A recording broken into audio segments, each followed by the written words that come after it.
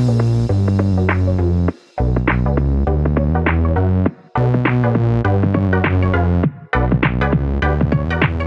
welcome everybody to another episode of Chris and Dave's Reality TV Cast. I am one of your hosts, Chris, and my co-host, a very good friend, is Dave. Hey there, Chris, and hello to our listeners out there. Welcome to Chris and Dave's Reality TV Cast. We are covering Traitors UK Season 3, Week 3, Episodes 7 through to 9. Now, Chris, where would you like to start today? Well, Dave, we start in Episode 7 where we had Fozia and Leon doing the old card game, and the way they teed it up on Episode 6 and we had to wait another week was that it looked like Leon was the one going, so we're getting the cards flipped and they flipped again, and obviously at this point as well, the main other contestants are then in these fields while trying to find the ones who've survived, aren't they? So they go into graves and everything, and they're bursting out, and they played it quite well for the first 10-15 minutes, didn't they? So it looked like Leon was the one to go. However, it wasn't by the end of it. It was Fozia who actually lost. Leon picked the survive card, it wasn't the death card, and he survived. But I've got to say, Dave, I love the fact that the traitors come to see her to tell her, and she has a fucking go at Linda. She'd been on Linda from the start. She was so right about Linda, wasn't she? And she's like, well, you'll be next, Linda. I mean, she wasn't wrong, but I love the fucking dig. And then Linda gave her a bit of jip back. I was like, oh, yeah, I like this. It's a good start to the episode. But yeah, it was a good way, to be honest. I didn't like the game initially, but the way it ended and the way it played out at the start of this episode was really good. Yeah, I mean, Leon he looked like a sea of emotions, didn't he? He looked relieved, happy.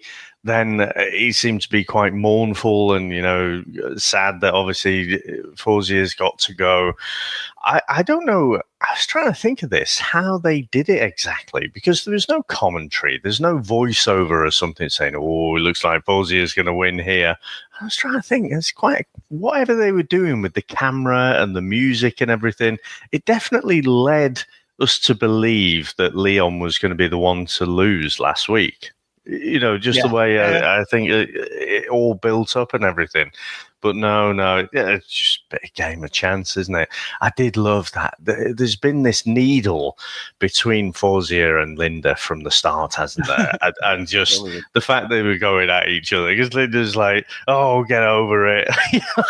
Yeah, I watched the Traitors Uncloaked as well, and they were both on there, and there's this. I don't know. I can't think of a good parallel. I don't know if you have people in your family who, they hate each other, but then there's this surface level politeness, but then there's these little passive aggressive digs that they'll keep throwing out there. And they're like, oh, it's so funny, you bellend. But yeah, there's no love lost there at all. But it was definitely entertaining, and I wouldn't be too surprised if the producers hadn't manufactured that, because they don't always see the traitors, do they? They just get murdered and then they're off.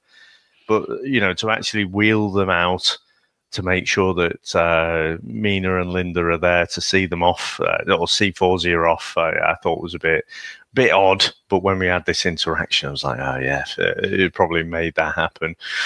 And then going through the graves and stuff, obviously they find, I think it's Anna first, isn't it? And I'm like, bloody hell, I mean, even if they've only put Anna in there fairly soon before she got captured, it's just a horrible thing to be locked up in a coffin, isn't it? I can't imagine that'd do your claustrophobia any good.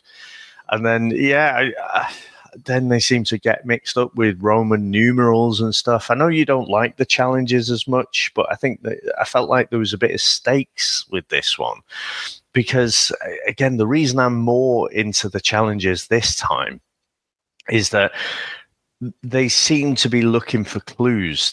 All of them, they're just never switched off at all. They're not just going for the challenge. They're always thinking, "Ooh, what should that be?" As wouldn't a traitor do that, or try and sabotage the mission, or whatever?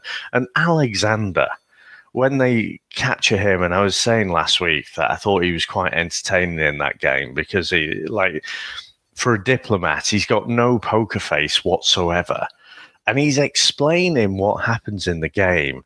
And he says something like, oh, yeah, let's say I went first. I didn't, but let's say that. Yeah. Everyone was like, what? Like, yeah. Why would you say that? Oh, isn't that something a traitor would say? And even I'm sat at home and I'm thinking, why would you frame it in that way? Why would you say that? That makes you sound like you're trying to do some sort of misdirection straight away. So, I mean, what did you think of that? Well, that's the thing. He said it, and basically it was almost like he was saying, "I'm a traitor," when he wasn't. Yeah. But then, also, don't you think that the way that it's playing out now, if someone just says something slightly out of place, it just fucking they just go for him, don't they? They just literally go for him. Like there's no in between. We can all say stuff and talk about things and speculate, because it's like we say, it's a game of Cluedo, this, isn't it? You're looking for these little snippets when someone says what someone don't do. And like when we're watching it, as you're saying there with Alexander, that I find that like what he did would be too obvious if you were a traitor, but it's enough for all the other people because they're trying to protect themselves. The ones who know that the faithfuls know that they're under suspicion, even if they do something that isn't like within what a faithful would do. And it's just like in everyday life, your personality might kick in, you're playing a bit of a character, But I think with Mina, she's the one who's been so obviously a traitor, but nobody can see it. Like she takes a step back when people are getting like trying to get like the gold thing, the exemption thing, so they don't have to, so they can't be voted off. The shield, sorry, you've got all that. But she has been so obvious. But yeah, Alexander is a strange guy because he's front and center and does a lot of the challenges, but he constantly says stuff. Now, whether with him being way back, saying he's a bit of a dope, but is that part of what he does? He's a British diplomat. Is that his character? Is this? I don't know. I can't. I don't know. I don't know.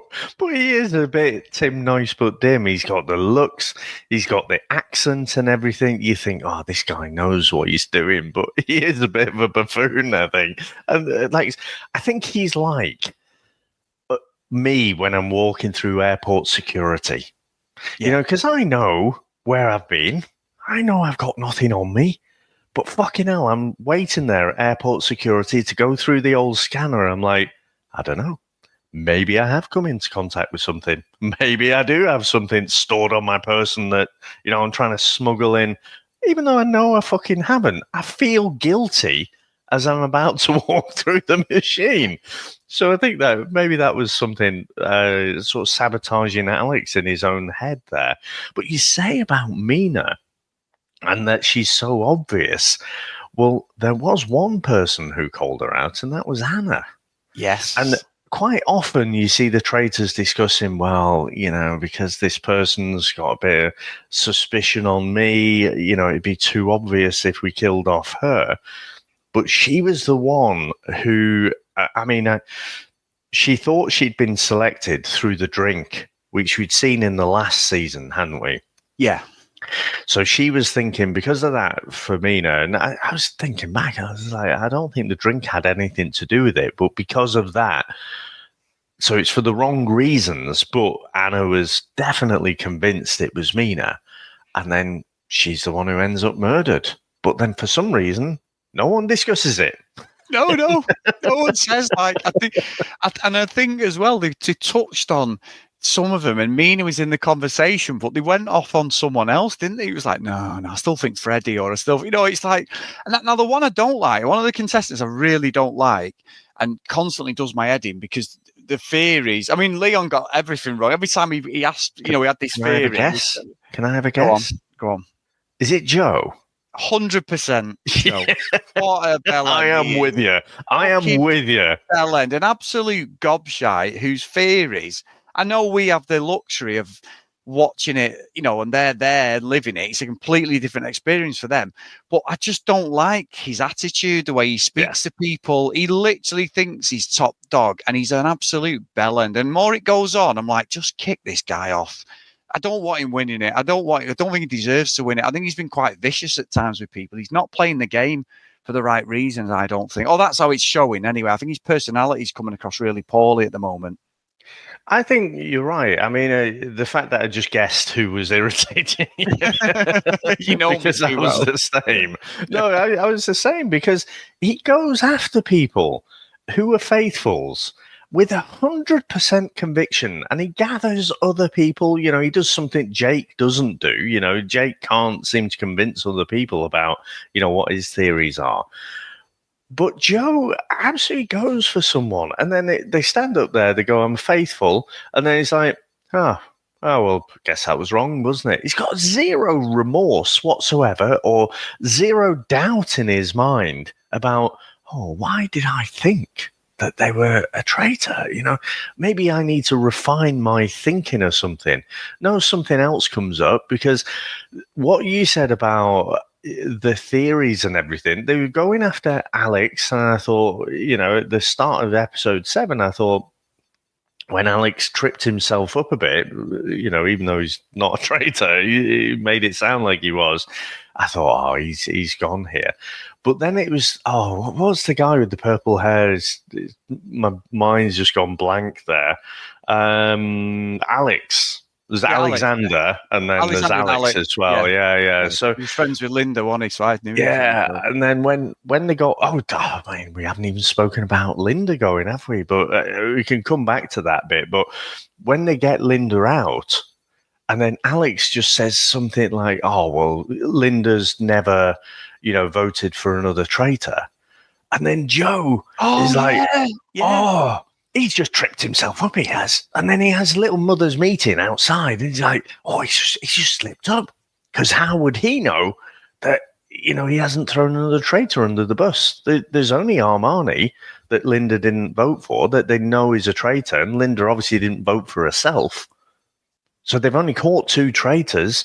So Joe was like, he slipped up there. He slipped up. And that is 100%. We've hardly seen Alex in this season, to be honest. He just pops up occasionally and you're like, that's the guy with the purple hair. But that was it. And that was 100% Joe leading that. And then Alex stands up there, I'm a faithful.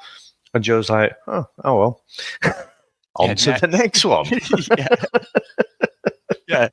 And you're right. And just getting back to Linda, because she was close with Alex, and the purple hair thing, which someone theories that's really they were connected, which is fucking bollocks. But I think when Linda went, the guy in season 1, the magician, didn't he have sort of reddish purple hair? Yeah, well, the one whose girlfriend just ruined the whole thing. Idiot. She's not a traitor because she's actually my girlfriend. My girlfriend. Well done. Just a legendary moment. Yeah, you're getting booted off now. But Linda going was interesting because it had to be, and I like the build up. And she went, but honestly, people were saying online like she was a legend, one of the best contestants we've ever had. I don't think she was. I just think she was rubbish. To be honest, she was one of them things. She was that bad. She was good entertainment, but for the show as a contestant, she was awful. She had no poker face, did she? When Claudia said traitors, and she looked up and everything, and that and she was called out, and it unravelled. And what I found interesting with Linda and Leon in their respective episodes. So episode 7 was when Linda was banished, and we'll talk about Leon was like the last one on episode 9. Is they have this like weird thing where they wake up and go, "That's it. I'm taking names. I'm not fucking holding back. I'm fucking telling my truth, and I'm not having this shit. And we're all here for a reason." They do the talking heads thing, and then it's like, are they told to do that because they both got fucking banished? This amazing gameplay that they said they were holding back, and they were, because of like they wanted the money, and especially Leon with his kids, and it's like. But obviously it doesn't work because we've seen this not just on this series, we've seen it in other series when they sort of say, right, fuck this. I'm not being Mr. Nice Guy or Mrs. Nice Woman. I'm going for it now. This is a game. And they get voted off. So I couldn't understand Linda. She was like, I'm telling some home truths. Wait, well for you there, Linda. You got probably more votes than anyone else and were kicked off. So yeah, bizarre. Great character for us to watch and talk about. But playing the game, I thought she was terrible, to be honest. I think the thing with showing the person who's going to get voted out, who's getting ready to take names. It's a bit of a storytelling thing, isn't it? I can't think of a good example, but I'm thinking like a cop movie. All right, we'll just go on this last mission. Are you coming, Joe? Because I know it's your last week before retirement. But the old classic, and they get gunned down. And you've got that dream of you bought a yacht and you're going to sail the world and stuff. But just this one last dangerous mission will be good, and you can be on your way. And they're basically fucked. I think that's an intentional editorial thing.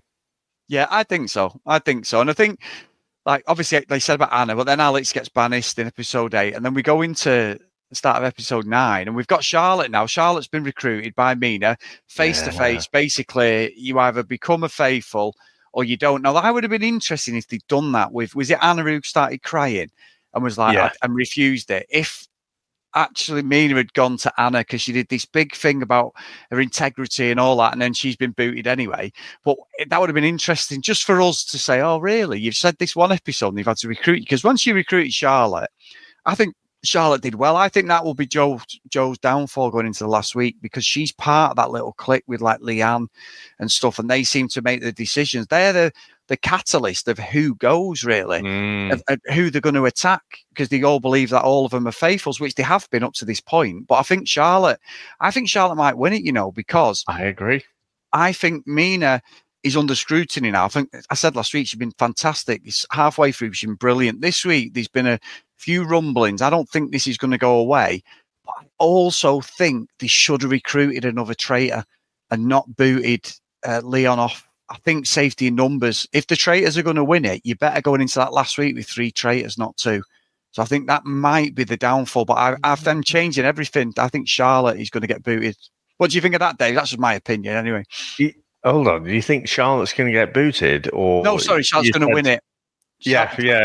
But I do think just having 2 traitors is a bad thing. They had the choice to either boot someone off or recruit another traitor, and I think going into that last week, they should have recruited another traitor. I mean, they might get an opportunity to recruit again. I must admit, when it was down to just Mina, I was thinking, well, what would happen if they managed to pick, all of the traitors? We're about 3 episodes left or something like that. And I thought, well, obviously the producers would always have that in their back pocket, wouldn't they? And so the fact that she could recruit, I think, if someone's rejected being a traitor once, I think it'd be a bold move to try and pick them again, because you don't know what their reasons are. And we saw we've seen in previous seasons where some people just crumble. They get picked to be a traitor and then they just go to pieces. So I think picking Charlotte. So Mina picking Charlotte was I think a decent move, because her reasons being that she thinks Charlotte would be a decent traitor. However, I think she's a bit too good. And I agree with you. I think Charlotte might win it. And you can see that Mina is like, no, I do trust Charlotte. I mean, let's not forget, Mina voted for Linda and Armani as well. So even though there's a bit of scrutiny under her, you've got to take that into consideration. I mean, we know traitors can vote for traitors, but you sort of think, okay, if they've voted for traitors, that gives you a little bit of a plus point, I would have thought. Whereas Charlotte's like, I don't know, if I have to vote for Mina, then that's what it's got to be. So I think Charlotte is way better at being a traitor than probably Mina thought she would be. Yeah, I think so. I think she grew into it as the week went on, and the fact that Mina said, I trust her, and then the next thing was Charlotte's talking head, and she went, I don't trust her. And I was like, oh, here we go. I think Charlotte may do Mina and vote for her at one point. I think that could be coming, Dave. That might be even in the next episode next Wednesday, but we're going into the last week, and I obviously Leon did the big speech. He ends up getting booted off. Again, another faithful. And you're looking at the cast thinking, well, we've not got many left. That's why I said about maybe they should have recruited. There's about 7 or 8 of them, but the safety, and you could be right, they might be able to recruit somebody again. We may have this face-to-face thing with them. But again, I think it's been great. I really enjoyed it. I really enjoyed the psychological profile in that. None of them have got any qualifications in, but they seem to think that they fucking watched a few CSI programs and they can get there, and they're never right. Murder on the Orient Express. Yeah, it's so fucking brilliant, isn't it? It's like, it's so stupid because nobody has been close other than like Anna, like you say, with Mina, but for the wrong reasons. The ones who've like sussed them out have been booted, and quite rightly. Fozia was the one, I think she'd have had all of the traitors out. She should have got recruited as a traitor, I think. She'd have been a great traitor, her, 100%, because she played it so well, and she seems to have a very good judge of character as well. Well, also, I was saying about Anna getting murdered, even though she'd thrown it out there about Mina. And it was odd for the traitors to go with the person who's accused them. But then Lisa had sort of called out traitors as well, just before the night before she got murdered. So, but the trouble was, she didn't make a big point of it. It was one of those where people are almost giving themselves an excuse saying, oh, I don't know, maybe Mina and Charlotte, they could be traitors, but then she's on to something else. So yeah, Lisa, the old priest, she was pretty close to it as well. But I don't know which way it's going to go. And we were saying about Joe. I mean, I think Joe had a big part to play in Leon going as well. And basically, because Joe felt entitled that he should have got the shield, but Leon voted for Freddie to have the shield. And he's like, well, you're not even sure you trusted Freddie. I felt quite bad for Freddie, and then Leon's like, yeah, well, I don't really trust him. It's like, he's sat right there. They've gone at Freddie from the start, haven't they? Every one of them been completely wrong on the lad. I think he's analysed a few of them correctly. So it's been good. I mean, I know, like, for us covering it, it's something completely different, and I just love. It's a really good start to the new year. It's just silly, like, game. It's a silly game, and I just think everything about the traitor works at the moment. I'll be honest, I don't think it's just been as strong as season 1 and 2, but I've still enjoyed it. And going into the last week, let's see, like, there's been great talking points. I want some real shock going into this last week, some proper shithousery, Dave. I want some proper people genuine, because I think Leanne is on the verge of it. Leanne has been quite front and centre this week, hasn't she? She got a little bit arsey, and she did say in her talking heads, I got a little bit diva-ish, I got a little bit sassy and everything about it, and I do get like that. And obviously you could see when they were doing the head, carrying them body things and the head things, and she's got them on her shoulder, the army stuff, she's done all this, hasn't she? Yeah, I'm a fucking nail technician. Honest. Just carrying it on my own. Yeah. Two guys are carrying one thing and she's got it on her shoulder, just fucking carrying it, but again, I think her, because she's like very, very emotional, isn't she? So I think the way she reacts to things, that could be a downfall this week. She may just end up pissing off one of the traitors or pissing off the other contestants, especially Joe, because he just seems to be the one who everything seems to run through. It's like a baddie arch at the moment, isn't it? He's like, no one suspects him, though. No, that's what I mean. That's what I don't understand. No one's actually turned around and said him. I don't know. He probably has, but I don't remember him even being voted at the moment, no, which is interesting. I don't think so, and I don't understand it, because, like I say, he goes after certain people with such conviction, and then they turn out to be faithfuls, and no one's like, it's a bit weird, isn't it? We've got rid of all these faithfuls, and Joe, why did I do that? Well, actually, Joe was the person who planted that seed in my head, and so even though he is a faithful himself, I feel like if I was in there, I would be thinking that he was potentially a traitor because of the way he's led the group. But I have to say, when Alex said that thing about, Linda not throwing any other traitors under the bus, that was the moment in this season for me where I'm thinking, yeah, I could never do this. Like, the stress of it all and watching your every word at every moment. They've just literally got a traitors out. You just want to have a drink and have a chat. And then you muddle up your words a bit or say something that doesn't quite make sense. And everyone's on to you for the next 24 hours. And then you ended up booting out. I'm like, no, this would be too stressful for me. I'm loving the season. I don't particularly feel like it's less than the first couple of seasons. Obviously, season 1, it was all very new. There was lots of emotion. The thing with the magician and his presenter girlfriend was just legendary. In the second one, I feel like the amount of backstabbing, and you had Paul who looked like he was casting his spell over everyone and then ended up getting caught out. I do feel like, there hasn't been the same level of villainous and legendary moments in this, but I have been enjoying the season a lot as well. No, I have, and I agree. But I sort of feel, and I could be wrong here, I sort of feel that there's a Columbo moment coming from one of the contestants. That's not that's not Well, obviously they're taking their sweet time about it. No, something in this last week where someone is going to reveal who they really are and what they're here for, and they're not actually going to win it, but there's something to do with even the production or something. I don't know. There's just something niggling at me this series that it feels as if there's going to be something in the last week. Someone's going to reveal something about themselves, and it'll be like, holy shit, in a good way, but something to do with the show. Maybe Joe is a fucking producer or something. I don't know, but something, I don't know. Something's going to happen this week. That's how I feel anyway. I might be completely wrong, Dave. You know what my predictions are like with bloody football. I mean, this is going to be up there. This is going to be up there with the producer. It's not going to fucking turn around and say, actually, you know what? I'm a producer plant. I don't know. So I know, but it's just something. It feels as if one of them's got something up the sleeve and they're going to reveal like the game plan or what they've been doing. Something like we would never have thought. I don't know. It just feels like there's kind something. Of twist, you think? Yeah, a twist. I'm feeling there's going to be a twist before the last episode. And it might be a twist that Claudia brings in, but there's something coming, I think, in this last week. Something different for this series that makes it stand out than the others, I think. I think it needs something like that.